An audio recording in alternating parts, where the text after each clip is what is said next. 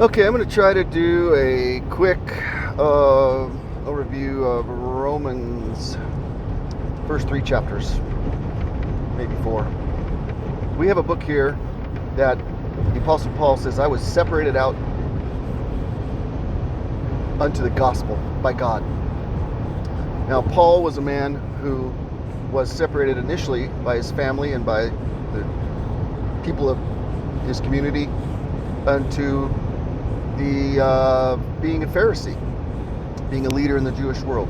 But he's now being called out to God, to the gospel, by God to the gospel. And he says in verse 17, I'm not ashamed of the gospel.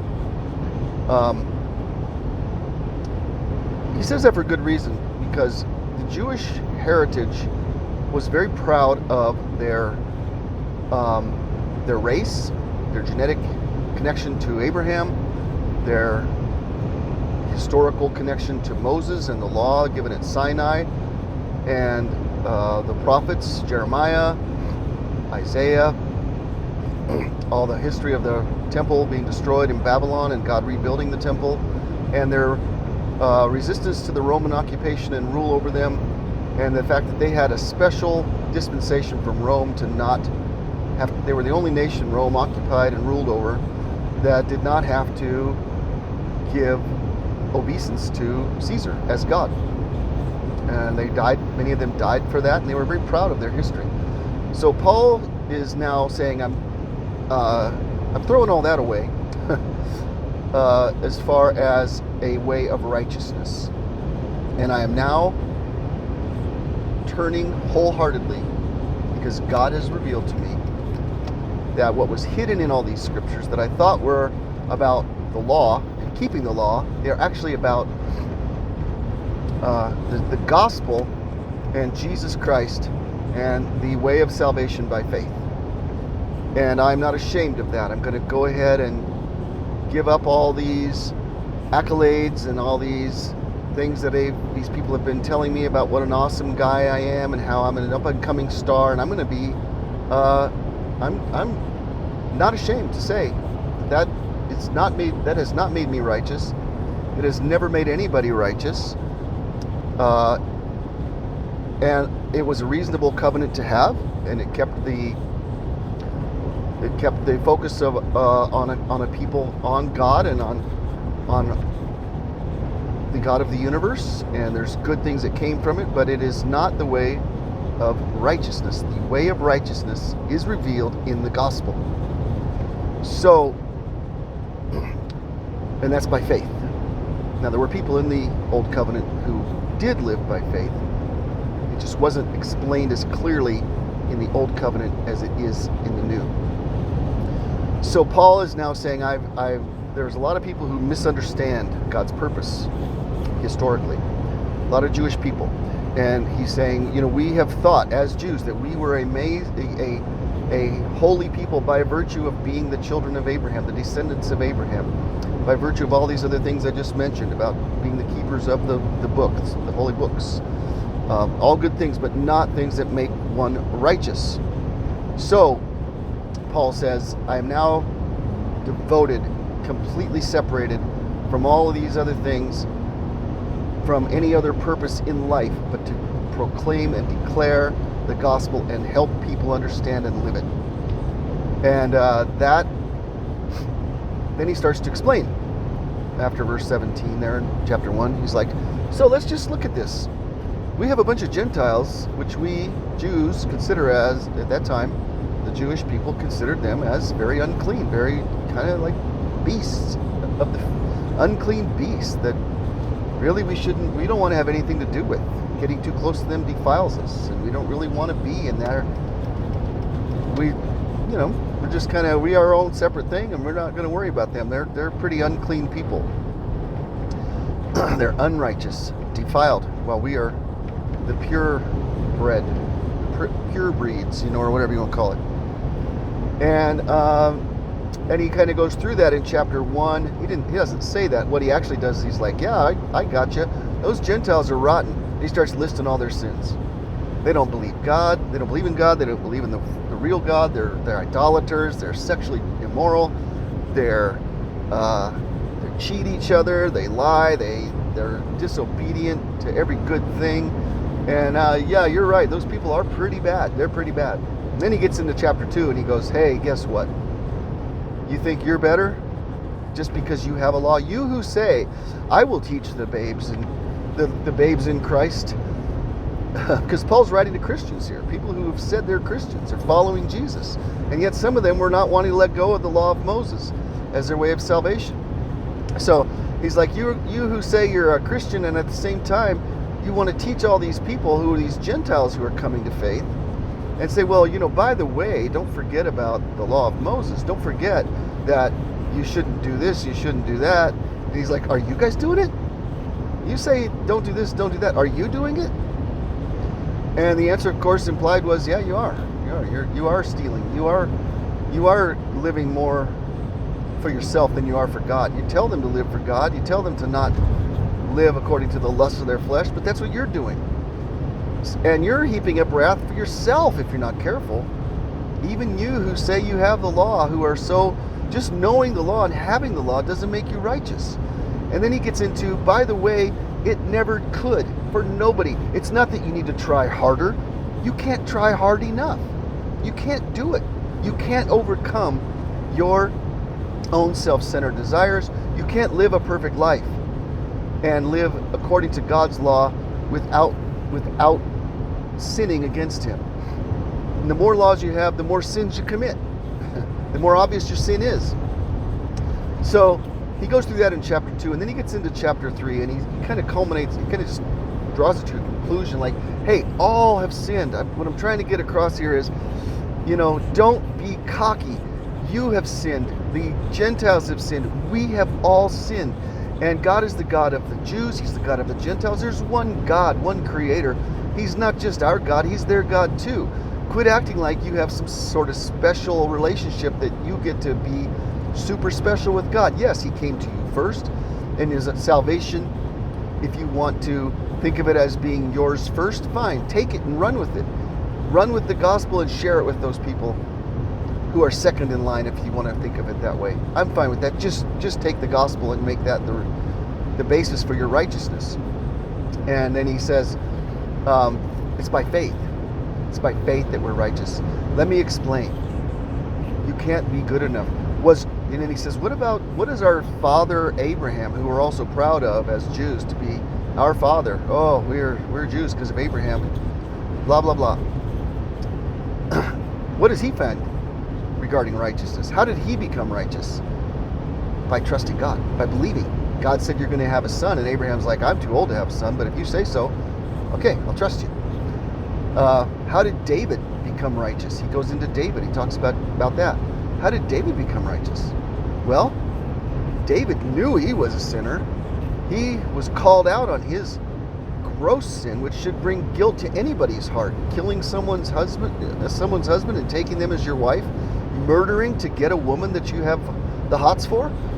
My goodness, if anyone should be condemned, it should be David. So David not only was not doing enough good things to be thought of as righteous, which Paul has covered that way of thinking you're righteous, you're just doing enough good that you're probably okay. He's also got very clear and obvious sins that make it obvious to anyone who knows just the basics of human decency that he's not righteous, and yet God calls him righteous. Why? Because of faith. Because of faith. Because he believed God. God said, I forgive those who trust me. I will forgive those who look to me to be their righteousness rather than looking to themselves. And David said, well, I pretty much made it clear to myself that I'm not good enough to be righteous, so I don't have any options left. I will trust you for my righteousness. And God said, well then, David, I'll give it to you. I'll give it to you as a gift. Not because you earned it. You didn't earn it. You are actually one of the least worthy people of my righteousness, but I will give it to you because of your faith. And he then goes on to explain, and that's where we are. We obtain righteousness not as something we've earned by working hard, by doing good enough, by staying between the lines enough that we are forgiven for the times we get outside the lines. No, we are granted righteousness, and every human being in the world is granted righteousness on one way: faith. And that is the gospel. That is the gospel. There is no other way. It's not a combination of faith and works. Now, he's going to get into later on, well, then how do you live? I mean, if nothing matters. He's not saying nothing matters. He's saying as far as being declared righteous, your works do not play into the equation. Doesn't mean there's no good way to live. Doesn't mean that God doesn't care how you live. It doesn't mean that God's just fine with murder and, rape and whatever else. He doesn't like any of those things. Cheating, lying, stealing. He doesn't like that stuff. He's just saying, do your best. You're still going to commit some of those sins. And therefore, no one will be saved on the basis of keeping themselves clean. But everyone who is saved is going to be saved on the basis of faith in me, trust in me. That's an offensive statement to the people who think, when we think we're righteous, when we think we're doing pretty good, when we look around at the world and we go, I've kept all the rules that I think I'm supposed to keep to the pretty darn close to perfect.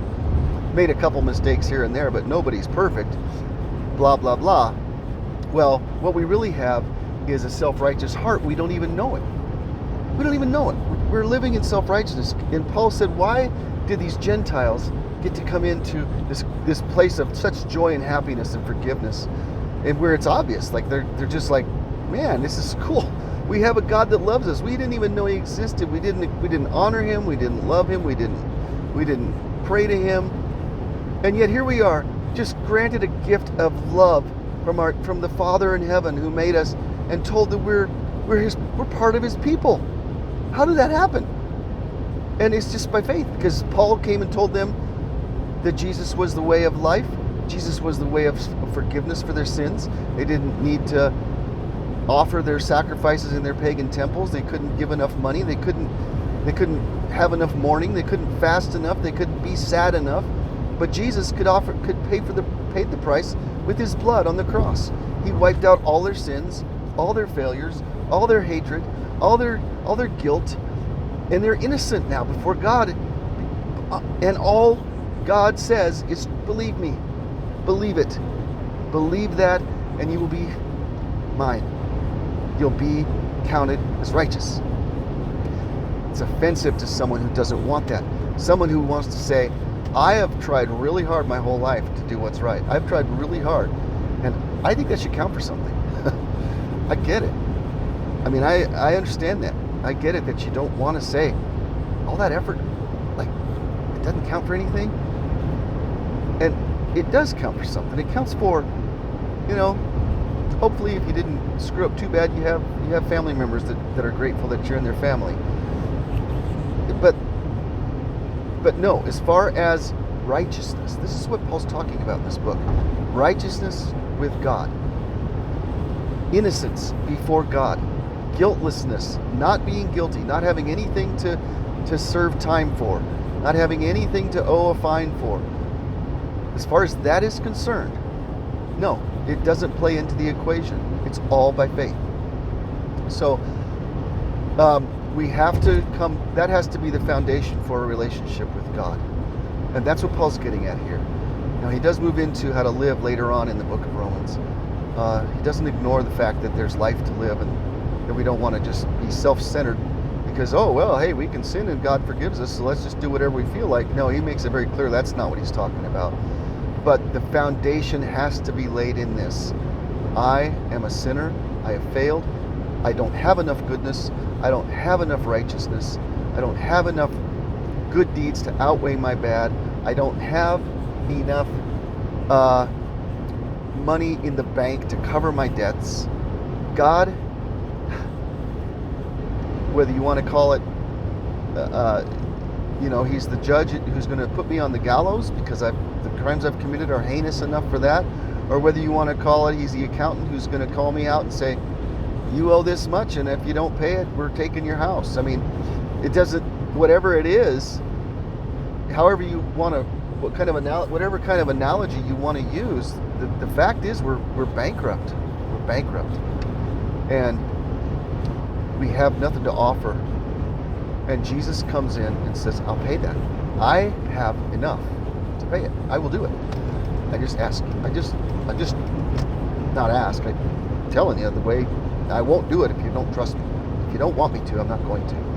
If you don't say, okay, yes, Lord, thank you, then you can figure it out on your own. But here I am. Would you like me to pay your debt? Would you like me to take that death sentence for you? I'll take it. In fact, I did. All you need to do is believe it. Believe it. Believe it. And then, yes, I do want you to change. I do want you to be a good person. And I will help you. I will give you life. I will give you a new heart. You will begin to see what it means to truly be righteous and to truly live a life that's grateful and thankful to God. I'll make you alive to God so that you even know who to thank. I'll make you alive so that you even know who made you. You're so bankrupt right now, you don't even know how to begin a life that's alive to God. So yeah, we'll work on that, but let's take the first things first. First, let's get rid of your guilt. Let's get rid of that. I washed it away on the cross with my blood. I took everything you've ever done that God could ever count against you, and He will count against you. He's not gonna act like it didn't happen. It is counted against you, and it needs to be dealt with, and I dealt with it. I took it to the cross, I nailed it there, and you now are free if you believe, if you trust me. That's it. That's the start of a life with God. You can't do enough to not be ashamed to stand before God until you do that. We should be ashamed. We should be thinking of going to God and going, ooh, I had some opportunities to do some good things and I didn't take them. I had some opportunities to do some bad things and I took those. Regardless of what category that is, whether it's just bitter hatred towards people we should have loved, even though they wronged us, we were unforgiving, or whether it's actually going out and literally harming other people intentionally to take their money or get some pleasure out of their body or whatever it was we did, you know. It doesn't matter. It's all sin. It's all failure to live in the way God designed us. And yes, there is, of course, God understands it with flesh. Of course, that's why He made a way of salvation through the offering of Jesus on the cross to pay the price for every evil thing we've done. The hard part is, I don't want to believe I'm that bad that I needed that kind of sacrifice. I want it to be like, well, you know, if God said, hey, I'll throw in $20 on that fine because you're a little short, we'd be like, okay, yeah, we can work a deal. But no, to be bankrupt is very humbling. It's hard for us to humble ourselves to that point, but that's what's required. Otherwise, we're in self-righteousness, and it just can't work. It doesn't work. Not in God's way. So that's the message. That's the gospel. That's why Paul said, "I'm not ashamed to tell you that." It is going to make you mad. It's going to make some of you mad. So I realize it's not going to be received by everybody and go, "Oh, thank you so much for telling me this good news." Some of you are going to be like, "Paul, what kind of wacko are you? You're saying that my sins should send me, that they're worthy of the death penalty? What is wrong with you, Paul?" Paul's like, "I'm not ashamed to tell you that. Yeah, I'm sorry. I'm sorry to have to tell you. In some ways, but I'm glad to tell you, because if you'll believe it, you can be free. You can be free from this battle with God to prove that you're okay when He says you're not. When He says you're not okay, but I want you to be, then I will take care of it if you just trust me and not trust in your own goodness." That's what the book of Romans is about. It's at the beginning, 3 chapters up until chapter 4, and then chapter 5 just starts this amazingly glorious statement. Therefore, being justified by faith, we have peace with God through our Lord Jesus Christ. Just an amazing book. You ought to read it.